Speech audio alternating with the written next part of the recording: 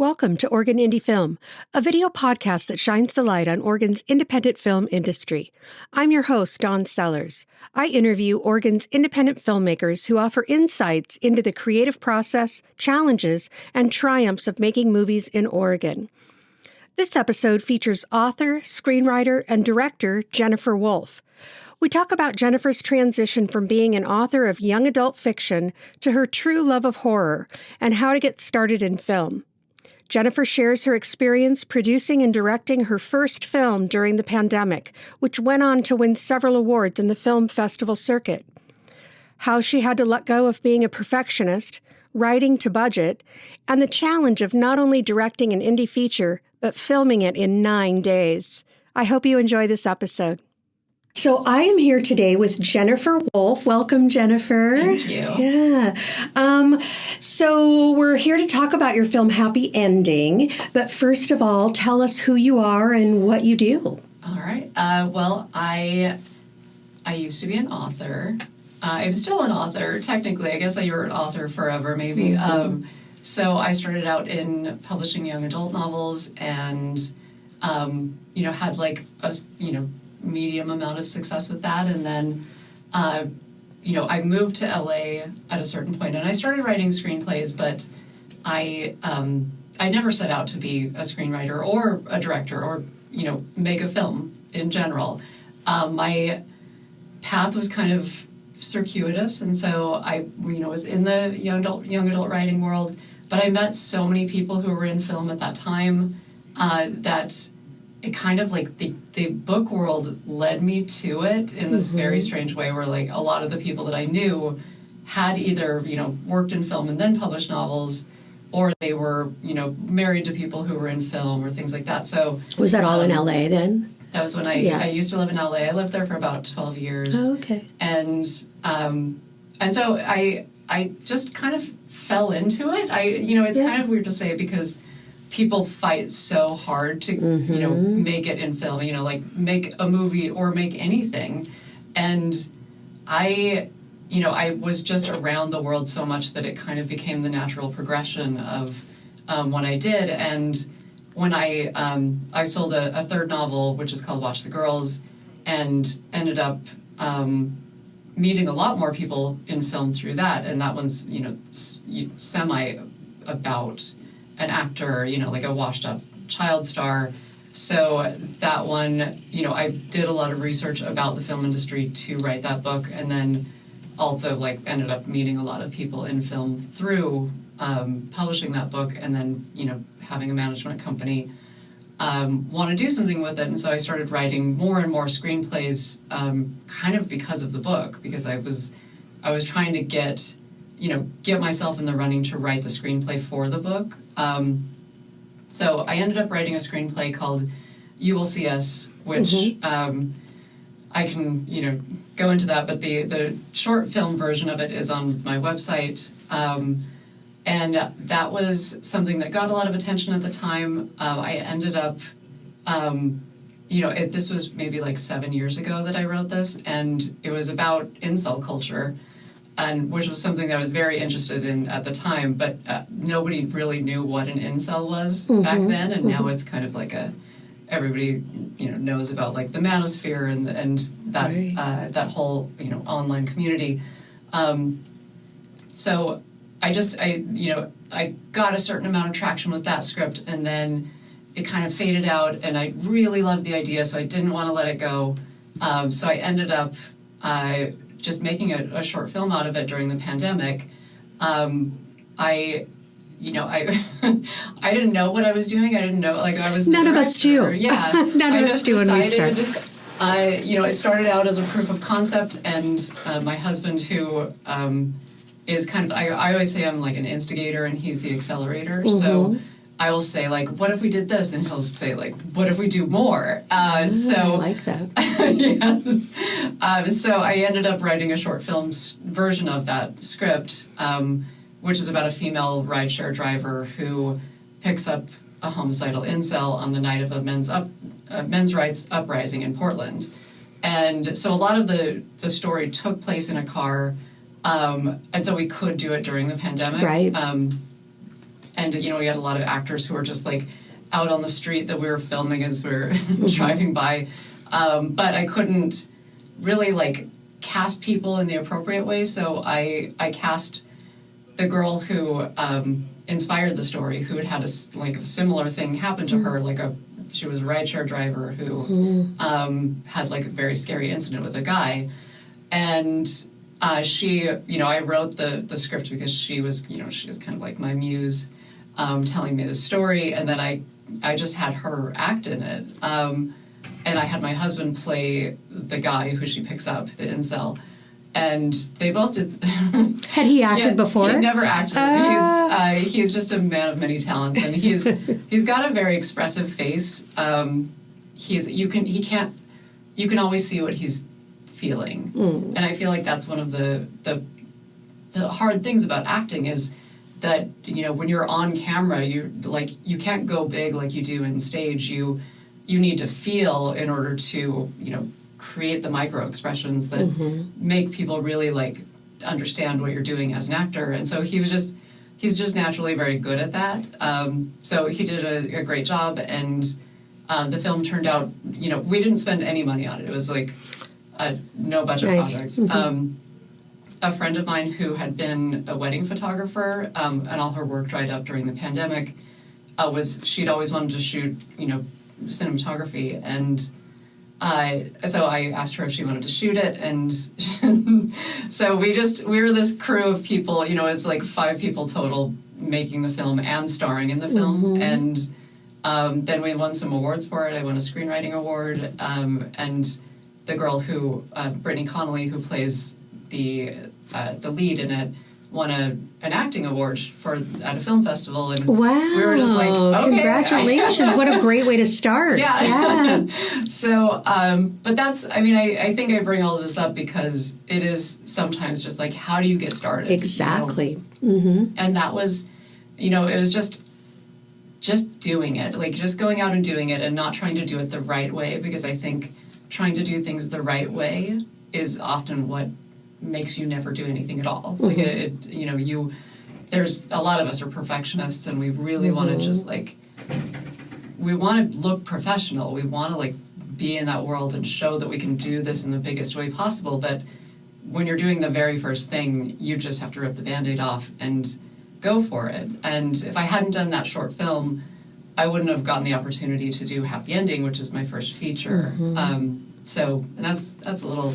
Yeah, and I think sometimes, you know, it's the fear that stops us, right? We want to be perfect. We want to do it perfectly. But if we're afraid that we're not going to, we just never do it. And yeah, the thing with film is just do it. Yes. You know, just make something. And you did. And it was successful. Yeah. Yeah, and it led you to Happy Ending. Yeah, you have to do the thing in order to do the thing. Exactly. Which is, you know, what I think, you know, a lot of us wait around and we're waiting for somebody to pick us. And nobody's ever going or to give us permission. Yeah, give you permission. That way with writing, too. You know, the gatekeepers are all, you know, like...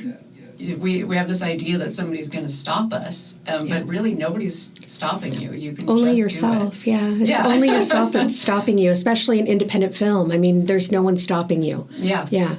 So that's good advice. So what was the inspiration for Happy Ending? So you'd done the short film, won some awards, and then did you decide right away that you wanted to do a feature? I wanted to do a feature, but I wasn't sure how to go from a short to a feature. You know, I didn't want to... my husband and I had, like, brainstormed a lot of ideas. We were going to do something that would be like, you know, maybe we just fund it ourselves and, like, put $15,000 in and, you know, just... We'll do the cabin in the woods sort of situation where it's just like, we'll get a bunch of people and we'll stay there and we'll just do it. But before we had a chance to do that, I was handed a script from a friend, you know, people that I knew from the book world. Right. A guy that I used to be in a critique group with, who we'd stayed friends and we had, like, collaborated since then on some other things. And he gave me the script that a friend of his had written, his producing partner, and it was kind of a broad comedy that took place in a happy ending massage parlor, and they wanted it to be horror, and so so they brought it to me because that's kind of my thing is like I love horror, I love thrillers, and I love I do love doing stuff that kind of involves like gender and sexuality and intimacy issues. Like I think it's a really interesting subject to tap into, because a lot of the time it's not done by women, and it's not right, and so it's not done from the perspective of a woman. And so I read the script, and it had been written by a man, and I was instantly like, okay, this is focused way too much on the guy. So yes, I'm going to turn it into a horror movie, but I'm also going to make this a lot more about the female perspective on, kind of like being in an age, like a long-term relationship and finding yourself, years into it, and the spark's gone out of the relationship, and like, people start trying to do these things. They start trying to like have a sexy adventure. And so originally the script had been like about much younger people.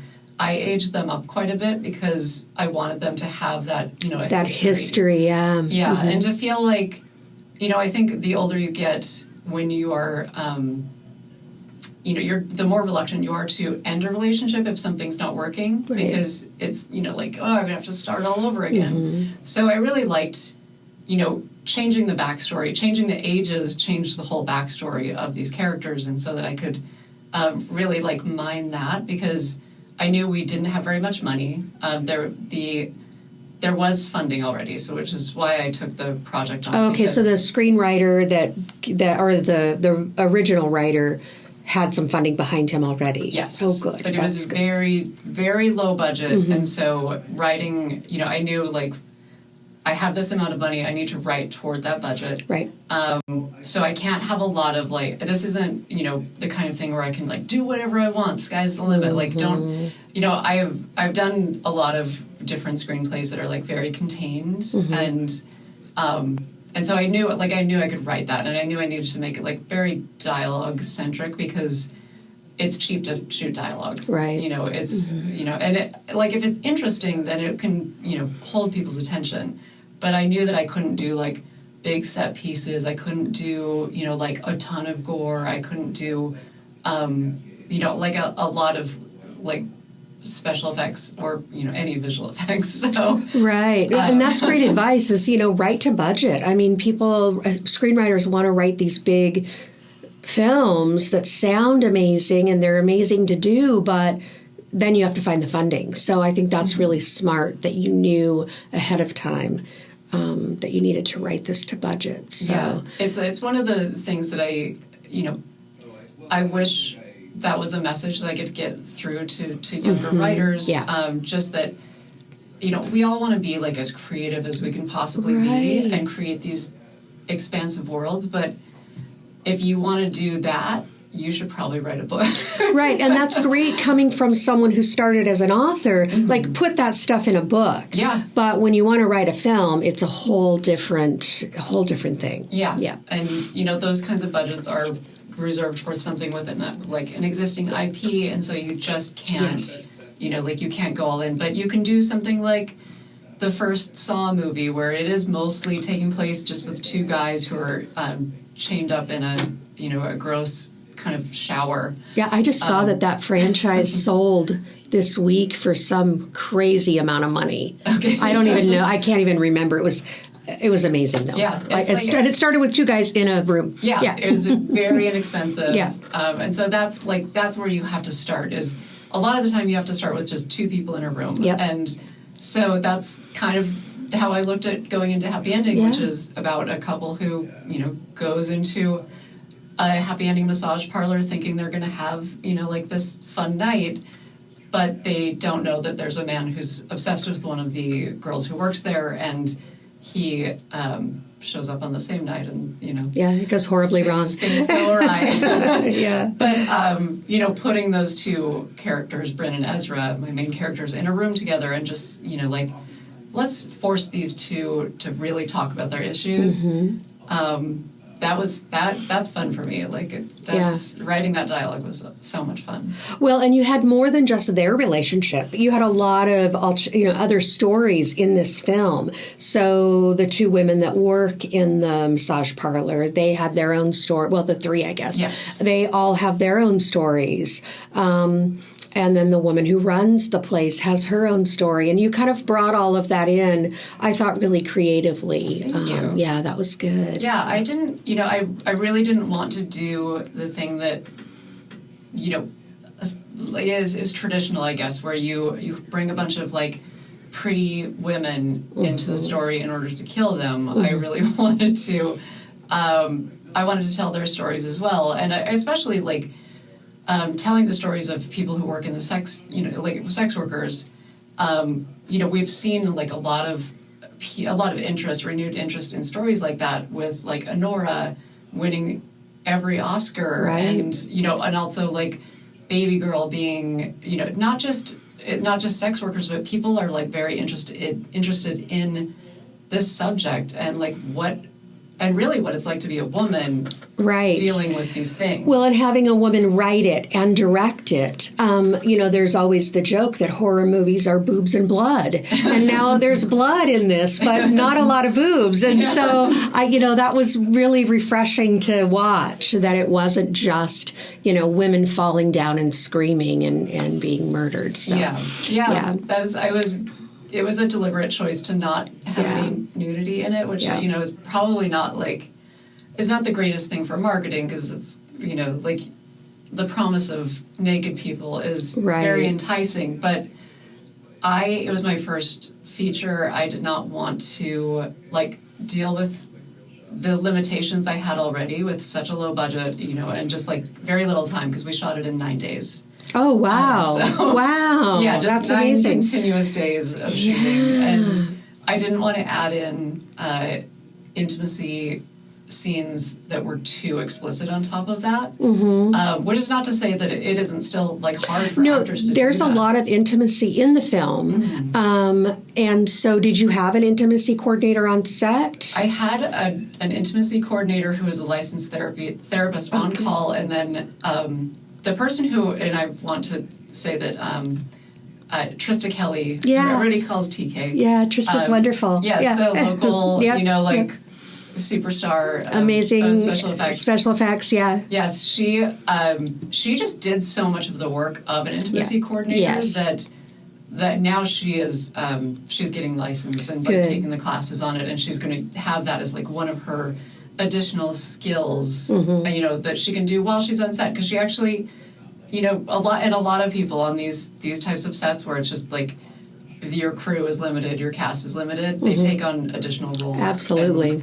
So we do it all. Yeah, in order to get it done. You have to do it all. Everybody has to do many jobs. Well, and there wasn't, like, there's not intimacy that's explicit at all, like no nudity, like you said, and so a lot of that is movie magic, right? Like you can do that without crossing the line, and so that was really smart to do it that way, I think. Thank you for the low budget again. Trista's wonderful. So she did all of the special effects for this, and she had some, like, additional hurdles that she had to jump through, which were, we started shooting right after the Alec Baldwin incident where he accidentally shot somebody on set. And we have, a gun that comes into play in the movie and knives. And the producers were very worried about using anything that, even if it was an airsoft, prop gun, they didn't want to have, they were just, it was like is this an Indian in the cupboard situation? Like, is the gun going to come to life on set and suddenly have rounds in it? Like, people were so nervous. So Trista was the one who sourced all of our weapons, and she had to, like, really jump through a lot of hoops, because the producers were just like, no, that's too much, that's too real, that's too bad, that knife's too big, that knife's too sharp, that gun looks like, that one's too real because it has an actual firing mechanism. And so she had to, like, search for a gun for us. I don't know if this is, like, a job that she would normally do. Probably not. But she took it on anyway. And, I was just relieved, because I was just, hoarding all these. I had, like, a bunch of prop guns, and Trista just knew enough people that she could find the right gun that we could use. And, it's also, like, you want it to have a certain amount of heft to a fake Right. one. You So want it to be realistic enough to be believable. Well, I thought the knife should have been bigger. Yeah, I did too. But it was a very sensitive time. I mean, I can see the hesitation, from the people that are responsible, right? The producers, because it was kind of a very sensitive time then. Yeah, and I think this is one, like, maybe if I had come into this as kind of like a very, egotistical filmmaker, where I was like, I don't care what you say, we're going to do what I want to do. But I didn't come up that way. And it's very hard, I think, for, if you don't have that, like, huge ego, to listen to other people and say no. Sometimes where I wanted to say, like, no, I want a bigger knife. Right. I want this knife to be huge. But I didn't know how far I could push on things, like how much trouble I could invite before, like, arguing about those sorts of things was taking my attention away from working with the actors, which is the thing that I really, wanted to do so much, because since we shot it in 9 days, I was very focused on, like, we have to audition, or we have to rehearse quite a bit beforehand. Just, I need everybody to be able to do their takes in, like, maybe 1 or 2 takes. Wow. Because otherwise we're not going to get this movie shot. So so were you limited by the location then, or what was the time limitation? It was just that you wanted to get it done. The more days you shoot, the more expensive it gets. We rented a building that we built a set in. That was one of my questions. I saw some of the behind the scenes photos, and it looked like you had built that set. Yes. Yeah. Wow. How long did that take? It was fast. So weirdly, the woman, Brittany Connolly, who was the star of my short film, the lead, she is an artist who works at Portland State, and I asked her to be the art director and head of the art department, and she said that she could build a set, and so I was like, all right. Then had she built her stage before? Or? She hadn't, but she had had a lot of work, construction work that she had done, and she had built a lot of things. She was building, like, a tiny house in her yard, and her partner was a contractor, and she was like, I'll make him help me. So, and she did make him help quite a bit, but and he's actually in the film too. He's the guy. He's a guy on a table. Oh, okay, okay. So they started, I think, maybe 2 weeks before we started shooting, and there's the part where you, like, I had to find us a building that was big enough that we could have the rooms, but also have somewhere to put people and equipment, and so we ended up renting this. It was a former Clogs and More store in St. John's, right on the main street. It was a huge building, and the man who owned it gave us a great deal. Wow. So, but I knew we had 2 weeks to get the set built, and then we had a certain amount of time to shoot the movie and then tear it down, and move on. So that was part of the time crunch, was to do all of that, and also just actors' schedules. I could only get them for a certain amount of time, and when you're doing low budget, you're kind of limited. Yeah. By schedules. Yeah. Yeah. So, and I wouldn't do it that way again. I wouldn't do a movie in 9 days. No, a feature in 9 days is amazing. Yeah. But it does just show, like, what you can do. Right, but one location, really. I mean, it wasn't, but it was, because you made it that way. Yeah. Yes, all of it was designed to be able to shoot it that quickly. How long were your shoot days? They were 12 hours. Yeah. We started... and they could have been longer. I didn't realize, this is one thing I didn't push back on, is going over and keeping people longer, because we had an amazing first AD, and she kept us, like, on task. And so we made the days because she was so good at scheduling. She was so, like, strict. Yeah. But at the end of it, I probably would have just said, like, no, we're going to stay another 2 hours and we're just going to keep shooting. Yeah. Just to have more time to keep going. Like, it was sometimes so rushed that I didn't even know what had just happened. And especially when shooting the really, emotional scenes, or anything with action was so semi-traumatic. Just not like getting to the end of it and feeling like, well, that was all a blur, but I think we got it, and we're gonna move on. Yeah. And you had Billy Dunstan was your stunt coordinator. Yes, on that. Yeah. He was, but he was not. He was booked on other things, so he wasn't able to be there when we were actually shooting. So he did the kind of like training part where he worked with the actors to figure out like what the blocking was going to be.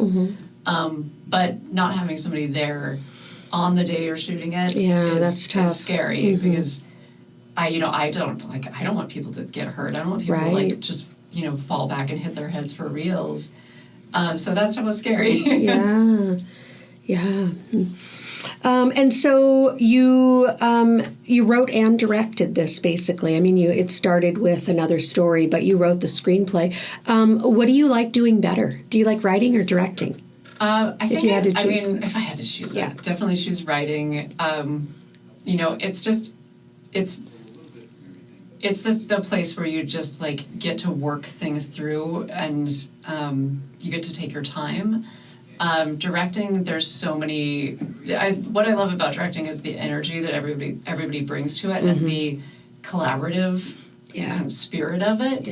And that I don't know what's going to happen when other people are involved. Like they're going to make decisions, in the moment, especially with the actors. They're going to see like where the scene takes them, and that's very exciting to me. It's part of the beauty of it. That's letting the actors do their job. It's kind of addictive. So every time I do direct something, I'm like, oh, that was really cool. I want to do that again. I want to do that again. Yeah, but I think I've never directed anything where I'm not doing too many jobs. Like I was many things on Happy Ending, not just the director and not just the writer, but I was the one who like bought all the wardrobe. I was the location scout. I was the casting, casting director and producing, and like just kind of, not having enough people to do all the jobs makes it so stressful by the end that I'm always a little bit like, I don't know, was that is this the life I want? But I think it might be very different if, like I run a set where everybody had their job that they were doing. But I still, the nice thing about being a writer is that, like I can write books, and when you write a book, it's a book. And you write a script, and it's a blueprint for a movie. And so it feels very incomplete when you don't get to make it. And that's just, that is like a very hard thing about being a screenwriter is that most screenwriters most of them never have anything produced. Right. So, and a lot of, people used to work on option, option payments and sometimes those never get made. They get optioned and they get put in a drawer. So, and that's a lot of and I don't think that's something people understand when they watch a movie. That like for every person who gets a screenplay produced, there are thousands who's writing it. It might be just as good, but for whatever reason, it never sees the light of day. It could just be timing. It could be budget. It can be anything. It could be that it almost got there, and then a director dropped out or something like that. But just the amount of like creative energy that goes into projects that are never made is a really hard thing about being a screenwriter. So I think that's why I say, if I had to choose, which one would I choose? I choose writing because I can write anytime. Nobody can stop me. But like, it's very hard to get a project off the ground that you can actually direct. And so I think a lot of people who direct often feel like they don't know what they're doing because they haven't had enough time to prove themselves. A lot of people don't work that consistently as directors. They do a lot of other things. And so... Yeah, especially in indie film, I think, the directors end up doing a lot of things. But and so you started out writing young adult fiction and went to horror. Yeah. So that was quite a jump. What was that like? Did you always want to write horror? I always wanted to write horror. Yeah. What I wanted was to be Stephen King. I wanted to be a lady Stephen King. Yeah. Are you passionate about supporting independent filmmakers and local storytelling?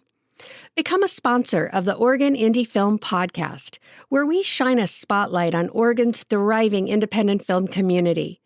Our listeners are filmmakers, film lovers, and creative professionals eager to discover local talent and stories.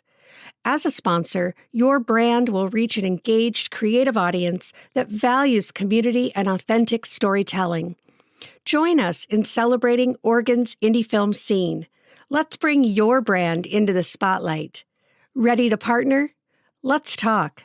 Are you an actor or voiceover talent in the Vancouver, Washington area looking for a professional space to record self-tape auditions or voiceover sessions? Welcome to the Soundstage, the Northwest's premier voiceover and self-tape audition studio. Our state-of-the-art Source Connect-enabled studio is perfect for auditions, demos, and client bookings, all at affordable rates. We offer workshops, classes, training, and more to help you elevate your career. Learn more about the Soundstage at thesoundstagenw.com. Hey there. If you're enjoying this episode of Oregon Indie Film, don't go anywhere. We've got more great conversation coming up. And if you believe in uplifting local voices and the power of independent storytelling, we'd love your support. Hit that follow button, share the show with a friend, or leave us a quick 5-star review. It makes a big difference. Want to get more involved? Reach out at OregonIndieFilm@gmail.com. Now, back to the episode. I'm right there with you. I loved Stephen King books growing up. Like, I probably read them way before I was old enough to read them. But yeah, I still love it. Unfortunately, he writes faster than I can read. He writes way too fast. I know. Yeah, he's amazing. I'm like 5 books behind with him at this point.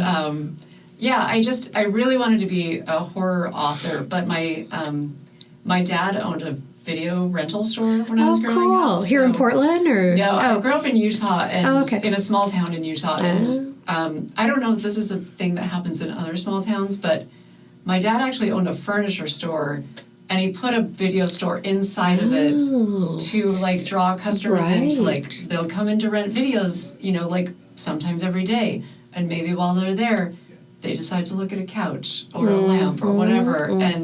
But for me, it was just a great opportunity to go in and take every horror movie that I wanted to watch and watch them as much as I wanted without my parents knowing, because I was always just like... Because they were working. Yeah, they didn't know. They were busy. They didn't know what I was doing.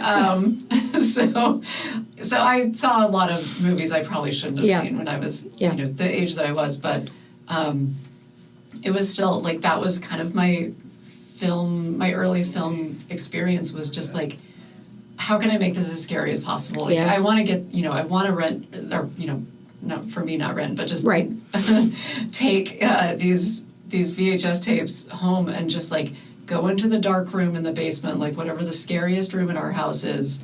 I want to go in there and that's where I'm going to watch this. I just I want to do maximum fear. And I think it might be because my home life was very safe.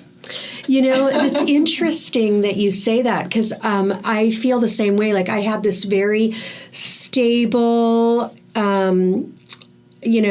upbringing. One brother, mom and dad were married forever.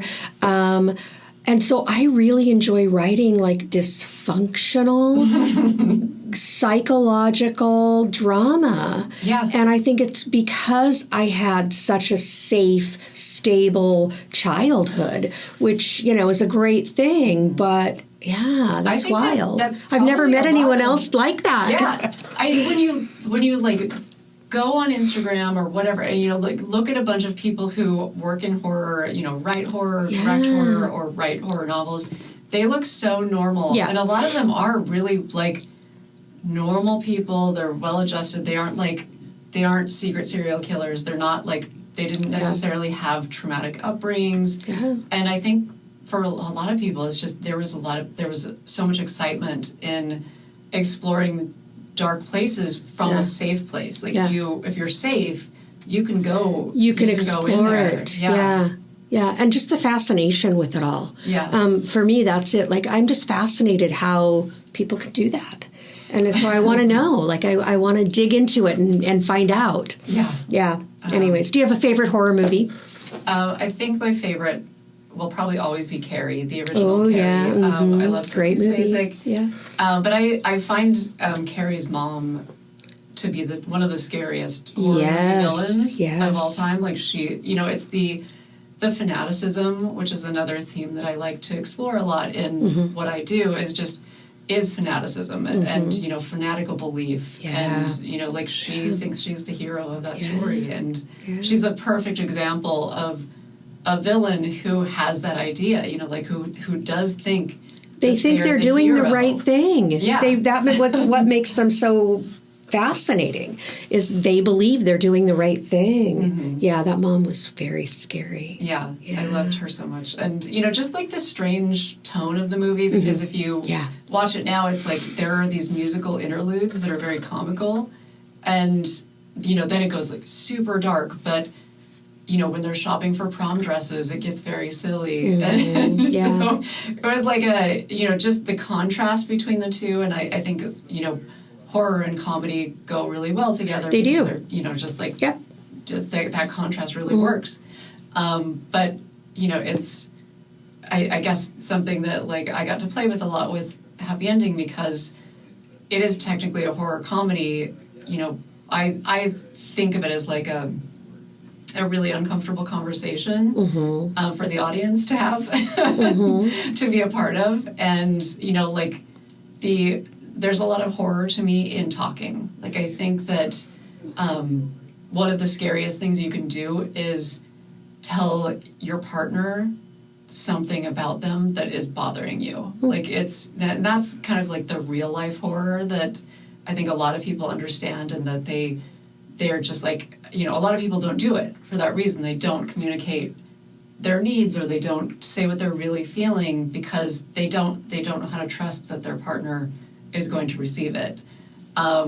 So putting that kind of like really uncomfortable situation that's my real life idea of horror into like an actual space where something, something horrific is happening, was a really fun thing to play with, as far as like what you can do with indie film.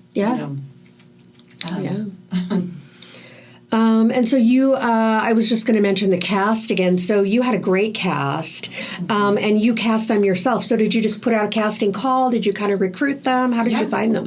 So I put the casting call out on Backstage. Oh, okay. And I had no idea who I was going to get. And I was I was nervous, because the two of the girls who work in the massage parlor, I wrote them to have Slavic accents, because I really wanted to steer clear of, like, there have been, there was like a violent shooting in an Asian massage parlor at some point, and I really didn't want to make that too familiar. So I'm a white lady. I didn't want to like try to write for people of a different culture too much. And so I made them, kind of like Russian, Ukrainian. And I had no idea if I could find actors in Portland who could do the accents. And and I was so happy when I did, find like three different actors who were doing Slavic accents. So the madam who owns the massage parlor, and then two of the girls, China Ray Shirts and Zoe Kersey. And they really knocked it out of the park with the accent. They really sustained it. And so I told Zoe when I cast her that the moment I saw her audition and saw that she, like, not only could she do the accent, but she could embody this, like, an extreme level of darkness, that was when I got really excited about doing the movie. That was when I was like, if I have to, if we need more money, I guess I'll put my own money in, because now I really believe in this movie. And sometimes you have to like find that element of it, because doing an indie movie, there's so much that can go wrong, and sometimes it's hard to like buy into the fantasy that you can actually pull these things off. And so she became one of the people that I was just like, she's amazing. She can do this. I believe in this movie. Yeah. But then I, also finding Lex, who you had on the show. Oh, recently. yeah, Lex is wonderful. Oh, Yeah. she's so lovely. Yeah. And she, I watched her audition tape, and, my audition process, and I don't know if a real casting director would do this, but I look for somebody who makes me feel. And so I'm not looking for like a certain look. I'm not looking for anything, but do you make me feel something? And she had this like just raw vulnerability. Yeah. And I felt so much for her. I felt so like connected to her immediately. And so there was nobody else. As soon as I saw her, I was like, I know I have to keep watching the audition tapes, but I know that she's the one. And I had that with, a lot of the actors. And so that was great. The only actor who I didn't cast was one of the executive producers, and his name is Bradford Downs. He is one of the only actors who came up from LA. And I had never actually met him in person until a couple days before we started shooting. So, but he like had this boyish charm that, I talked to him over Zoom and got an idea of his character before I ever actually rewrote the script. So that was really nice to like see. You knew he was going to be in that role when you wrote, Yeah, and I could see, like this is your, this is like what I see you as. Like you're this kind of guileless, somewhat clueless boyfriend who, he's making so many mistakes. So many things wrong, doing so many things wrong, and it's forgivable because he just doesn't know. Right. And you almost feel sorry for him. Yeah. Almost. So, but I really wanted to, capture that and then like, give him a chance to redeem himself. Yeah. He's just a lovable guy. Yeah. Lovable in person and on screen. So. And so he was one of the producers. So he came with the writer then, the other writer. Yeah. Yeah.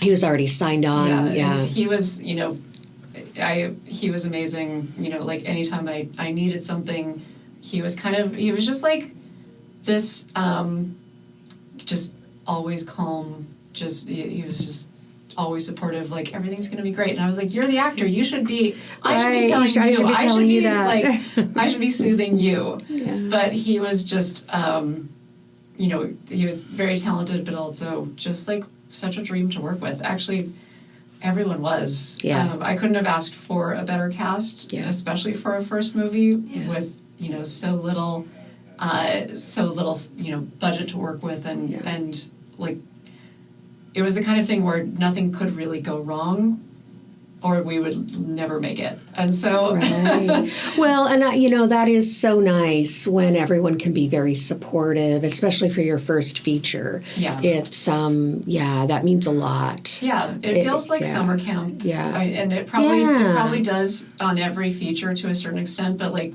maybe some summer camps are more fun than others. And this was a really fun summer camp. Nice. Very nice. Yeah. So what did your budget end up being, if you're willing to share that? It started at $30,000, and I think by the end, after post, it was probably around $50,000. Yeah. So pretty low, but we hired like several really talented people in town, John Dombrowski and Ryan Graves. John did sound and Ryan did color. Yeah. And, they did an amazing job. But, a lot of the money was saved in that my husband edited the movie. So, okay. That makes a big difference. Yeah. He played a lot of roles in this. He also wrote a lot of music for it. But we also... he is a man of many talents. So many talents. Yeah. Is probably too many for his own good. Yeah. Because then if you have too many talents, then everybody wants you to do things. Everybody wants you to do things for them, yeah. Yeah, so because he could do it, then I was like, well... Yeah. Please. Do this. I don't think he knew how much work it was going to be. Oh, he had never edited before? He'd edited a little bit, but not a feature. Wow. That was just, like, the file management alone is insane. It is, yeah. And then we had several other, there were some songs from Lex in the movie. And, two neighbors from my old neighborhood who are musicians, they just let us use their music. One of them wrote some original songs for the movie. I think that's one thing to know, like if you're a newer filmmaker, going into it is just the amount of music you need to fill a movie is insane. It is. That was my first film. I didn't even think about that until it came time for editing.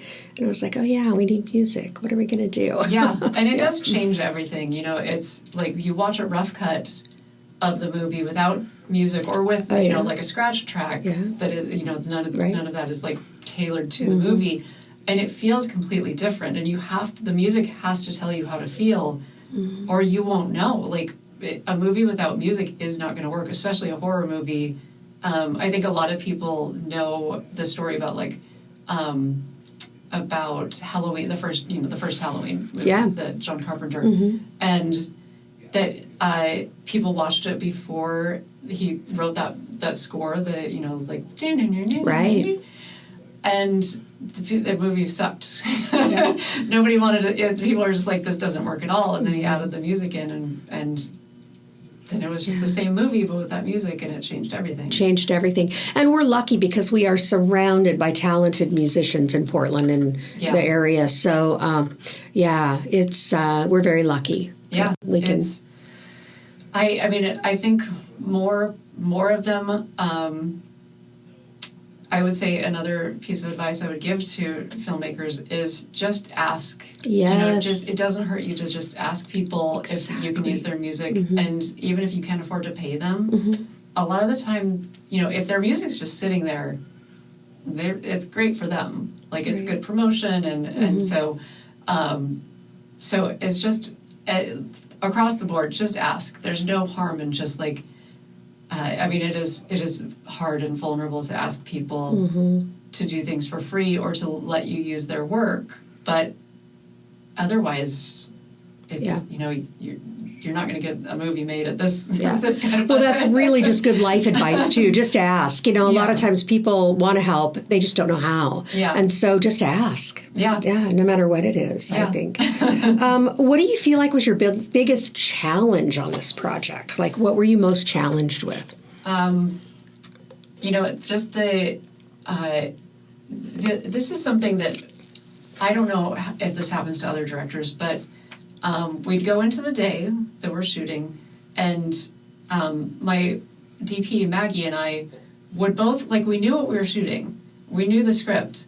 But then we would start shooting, and both of us were like, what is this scene? What's happening in this scene? Oh my God, we have to pause for a second, because your mind kind of goes blank a little too often for comfort on these sets, because there's so much going on. So many people are asking for things. You have to have an answer ready immediately. And so even though I knew this script backward and forward, I would just blank out on what we were actually doing. And, I probably could have probably had the script memorized, but I still couldn't keep it in my head once we started going. And it's just not something I've ever really heard people talk about, that you're just, it's like white noise. I think it's important to have a really good first AD. That's really important. They're worth their money. Directors a lot of the time, I think, are they really rely more on the people around them to be doing a lot of the work than being a director sounds very important, and it sounds like you're doing so much, and you are the filter for the vision of the whole project, but everybody around you, sometimes I felt really lazy because I was like, it seems like everybody's working so hard, and I'm just waiting. I know. Yeah, I was like, can I carry something? Yeah. Can I just I don't know, can I get you a coffee? I don't know. I felt like we're not worthy, But another challenge that I just want to mention, because it was not something that I had a good understanding of, is blocking and blocking for camera. Yeah.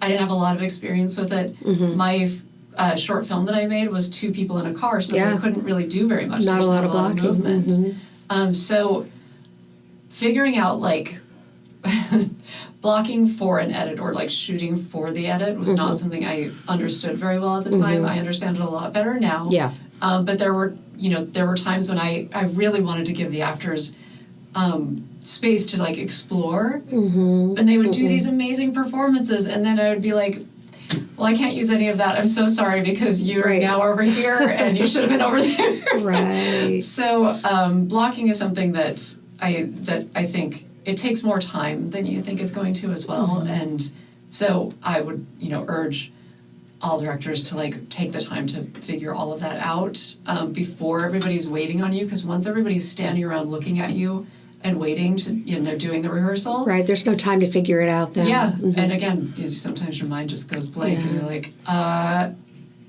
you go there, okay, I don't know.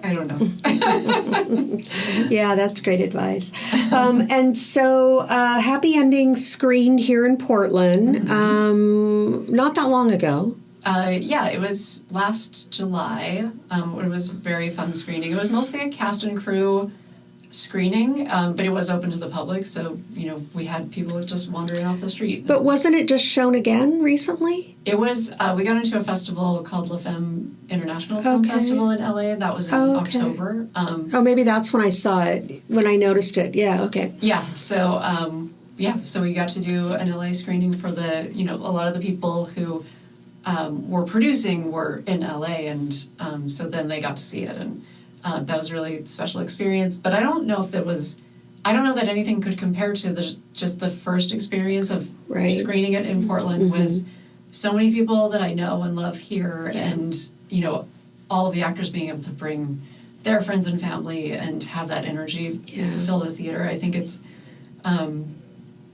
the community in Portland is especially the film community in Portland is it's getting better and better all the time. I moved here about 10 years ago, and I felt like, where is the film community? At the time I had a hard time finding the people who were working in production, and now I feel like they're everywhere. They are, and yeah. It's really vibrant, and it's very exciting. Yeah. It really is, yeah. I love that about Portland's film community. It's just, it's everywhere. Yeah. Yeah, it really is. Yes. So you did the festival route with the film? We didn't do a lot of festivals because we got a distributor pretty quickly. Oh, okay. So how did that work? Like how? I left that to the producers. Okay. But they just submitted it to various places, and we got 4 offers from different distributors, which was great. So we got to kind of choose from them. But it is, it's not like my experience with like selling a project was more like the book world, where you sell something and you get an advance. And right. With distribution, you don't get if they're very unlikely to pay you anything. But they're very important. Like it legitimizes you. They do a lot of work. But it was just not something I understood at all, how a film sells. I think it depends on, if it sells at Sundance, it's going to sell for a lot of money. But if you've made an indie film and you are looking for a distributor, don't expect that to be a payday. Like that's just you're going to find somebody, if somebody wants to distribute it, that is great. And then you can, let them handle a lot of that. So the distributor has gotten us, onto all the, streaming platforms, which, is in the end what we wanted. Right, you want people to see your film. And so did the producers have a distributor lined up before you made the film? No. It was, they submitted the film, and we ended up going with a distribution company called Buffalo 8, and they've been wonderful. Yeah. So they're the ones who then kind of take over and market and or market to a certain extent, but they do a lot of it. No matter what you do, it falls on the filmmakers to do a lot of marketing. Hire a publicist of your own, and the work kind of never stops. Right. Because you can always do more marketing. You can always do more outreach. There's always another horror blogger to contact and ask if they will review your movie, or I'm just getting started with all of that, but it's hard to stop once you get started, because you can just okay, here's 100 more. I know, yeah. And so what's next for you after this film? I mean, this film's out there. It's on demand. People can stream it on most of the platforms. So I think there will be a lot of promotion. I'm hoping that we do some more theatrical screenings, because I really like watching it with a group of people. I really, I have ideas for how to make it an experience. I would love to bring in, a therapist and have, kind of like an in-conversation therapy session or something at the end, because there is so much relationship talk in it, and I think that would be a fun thing for the audience. So that's a thing I'm hoping to do at some point. And we have so many therapists in Portland that I think one of them will. One of them would want to do it. I can convince one of them to do this. Yeah. But I am working on a book right now called Bleeders, that is about cannibal apocalypse, where women start eating men when they're on their periods. Oh, interesting. A lot of it takes place in the Pacific Northwest. So that's something that I'm hoping will be out sometime soon. And that's a book. That's a book. Are you thinking that could be a film? I would love for that to be a film. Yeah. I think, I'm the kind of person who I tend to pick projects that are going to inevitably make people uncomfortable. And so doing something about periods is definitely going to make some people uncomfortable, but it would make them even more comfortable, I think, to see it on the screen, and so that would make me very happy. Yeah.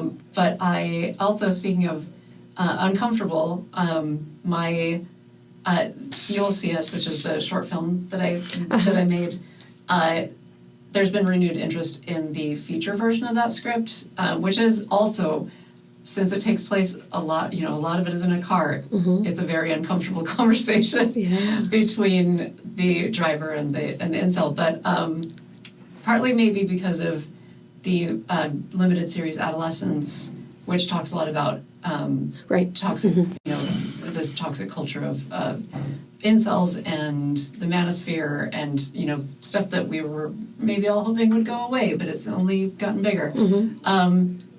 So I've just optioned that screenplay. Oh, nice. And we'll see what happens. It's about to, make the rounds and hopefully get more interest. But I'm also working with Ryan Graves of Hibernation Post and Kelly Song, his producing partner, on a script that I wrote called The Clinic, that is about, it's a nuanced take on trying to abort the Antichrist. So it's kind of a little bit like The Omen meets Handmaid's Tale, and that it takes place in a near future where all of the abortion clinics have been closed, and this kind of benevolent high school teacher is trying to help one of her students get to the last abortion clinic, but they're just being attacked by all of these dark forces that are being drawn by the Antichrist child inside of her.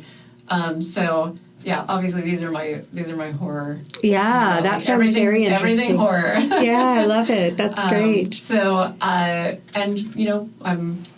hopefully we will be able to get that off the ground and maybe shoot it in the Pacific Northwest. So, but those are a couple of things. I'm always writing, so I have a lot of projects in the works. So many ideas, so little time, right? Yes, that's the problem. I know. So what, I always like to ask this, what is your big, beautiful dream for your path forward? Like, if you could do anything, no obstacles, what would it be? Yeah. Other than be the female Stephen King, which, I know. I mean, now I think I would love to, my dream is probably to do, like, a movie, then a book, then a movie, then a book. But I think ultimately I would love to do a movie that gets picked up by A24. I think, I love how experimental they are. I love that people get, they get excited just seeing that A24 has a new movie out. You know, like it doesn't even matter what it is. It's just we know it's going to be interesting. Right. We know it's going to be challenging. They pick great projects. Yeah. So, but I think that would be like a dream come true for me is write something good enough to or direct it good enough to like be taken on by A24. Yeah, that's a good dream. Yeah. I like that. Yeah, and you already gave lots of advice. Is there any other advice that you want to leave listeners with? Oh my gosh, I have so many things. Yeah. So many things. Give me a specific on writing or directing or. Well, you like writing the most, so maybe on writing. Yeah. Okay. I think probably the thing I see screenwriters do the most often that gets in their way is not understanding subtext. Mm-hmm. And so subtext being, what characters aren't saying. Mm-hmm. And I see a lot of people who they really want to get, and I do this too. Like, I'm not saying I don't have this problem, but you really want the audience to understand what you're getting at. And so you have the characters talk about it way too much, and it turns into kind of like long exposition or like conversations people don't ever actually have. And so I would say, always let your characters, let them keep their subtext to themselves, and just let them talk. Let them talk like normal people talk, but don't worry so much about getting your message across to the audience. As somebody who writes a lot of very messagey work, I love my messages. I love my themes. It's very hard for me to resist the temptation to like be heavy-handed with that sort of thing. And I think subtlety is kind of the hardest thing for screenwriters to grasp, because it feels like people aren't going to get it. Right, your audience is smarter than you think. Yeah, they really are. Mm-hmm. Yeah, and if you read, just using like Ari Aster's Hereditary as an example, if you read the script, it's really hard to see how that became the movie that it would become. Mm-hmm. But he let it be spare. He let like that white space kind of take over. There's not a lot of description. There's not a lot of exposition. Mm-hmm. And because it's not meant to be a script, it's meant to be a movie. And there, I think people overwrite so much because they are afraid that it's never going to be a movie, but it's definitely never going to be a movie if you overwrite. If you overwrite too much. So, these are some of the things that I see a lot. I read a lot of people's scripts. I love helping other writers. Mm-hmm. I really like, it's very exciting for me to get to do script analysis. So, I'm always like, oh, just send me your script. Yeah. Just give it to me. I will help you fix it. I would love to.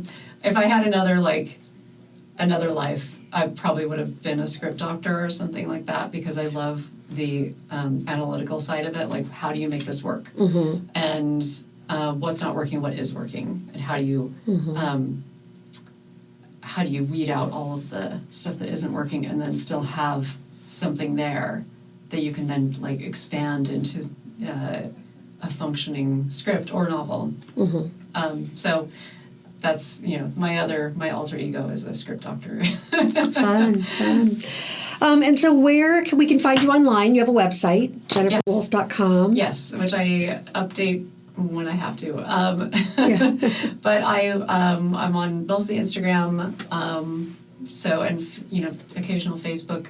But I'll probably be in a lot more things as we do promotion for the movie, and hopefully we'll be on more podcasts and keep getting the word out. And but if anybody wants to contact me, they can do it through my website or DM me on the gram. Perfect. We'll put all that in the show notes. Thanks so much for being here. Thank you for having me. Best of luck with Happy Ending. Thank you so much.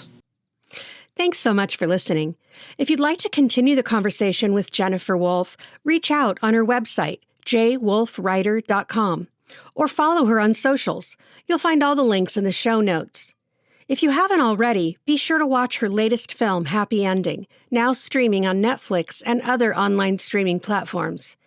If you enjoyed this episode, please take a moment to leave a 5-star review and share it with your friends. It really helps us reach more indie film lovers. Want to support the podcast by becoming a guest or a sponsor? Reach out at OregonIndieFilm@gmail.com.